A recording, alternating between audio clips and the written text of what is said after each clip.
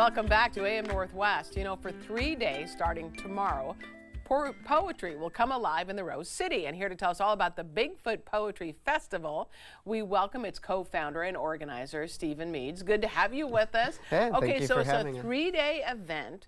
What exactly happens at this festival? So it's a 3-day poetry festival, including open mics during the day, workshops for people that want to come learn the craft, and then in the evening there's going to be slams. These are competitive bouts between 4 teams coming from different parts of the country to compete against each other.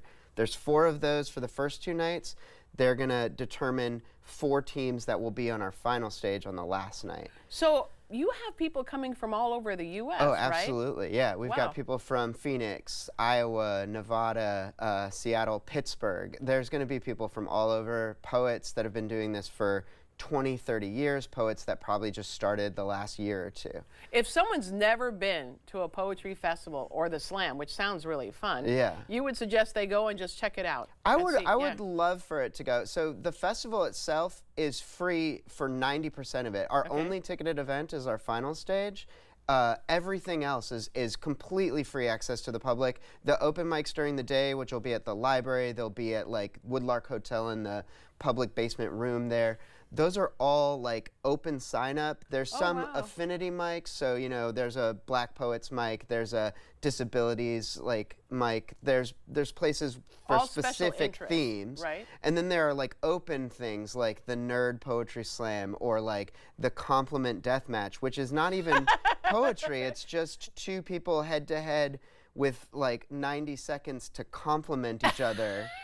In real time. Are you serious? It's genuinely incredible, and it's very moving. You'll get up there and you'll watch somebody have to suddenly be sincere and heartfelt in an improv moment, an impromptu, straight off of the top of their head. Wow. Really amazing stuff. And that's happening throughout the week. We have our schedule online, Bigfoot Poetry Festival. I mean, it's really incredible. I initially thought, when I was doing the segment, I thought, oh, the poetry's all going to be about Bigfoot. Yeah. But it's not about Bigfoot. That's just the name of the festival. That's just the name of the festival. Do you get extra points, though, if you put Bigfoot in your poetry? You could get, like, personal style points, right? Like, I have a lot of, like, comedic character poetry that I write personally. I'm going to enjoy it. It's not going to, like, potentially win me a competition, but it's fun to do. Yeah. You know, throw a Bigfoot poem into Why the not? mix and Why see what not? happens. I think that would be great. So during the slam contest, you have regular people judging. Yeah. Right? So how does that happen? The format of slam, going back to when this modern iteration was like incepted in the mid '80s, is that random people get to interact with poetry, making the art form that seemed pretentious accessible to anybody, right? It was like working class poets in Chicago saying anybody can come off the street and be a judge. So they would bring in, you know, 5 random people in the audience, and we still try to do that to this day. So judging is, if you want to just come in and, you know, show up and you've never heard of poetry, you're fine to do so. If you're a poetry professor, you're welcome to be a judge, just maybe don't have any biases for one specific performer if you can avoid it. That's funny. Okay, when you are looking at poetry, or listening to poetry, I should say, what has stood out to you over the years? Because you've been doing this since 2019. The festival's been going for 2019. I've been doing poetry since 2003. Yeah.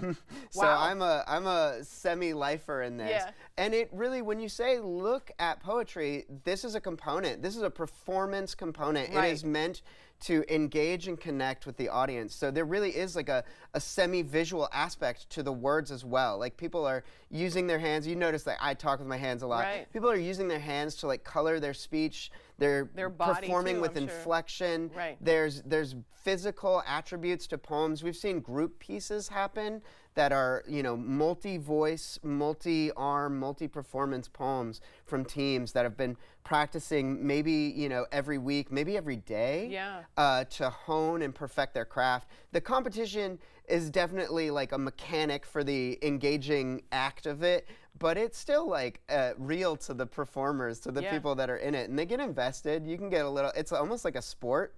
Wow, I bet. You can get a little. And especially if you're looking at the finals, because people are so talented. Oh, absolutely. I think people would always be amazed at how people can just come up with things right off the top of their head. Yeah, and our final stages have produced like some incredible poets that have both been on it, and then we've discovered like just new voices that Wow. become integral. And we're talking about people that are known across the nation. Yeah. You know, Anis Mojgani, who was our poet laureate, he started in the national poetry scene back in like 2002, 2003, and he won a individual festival through the Wow. former governing body.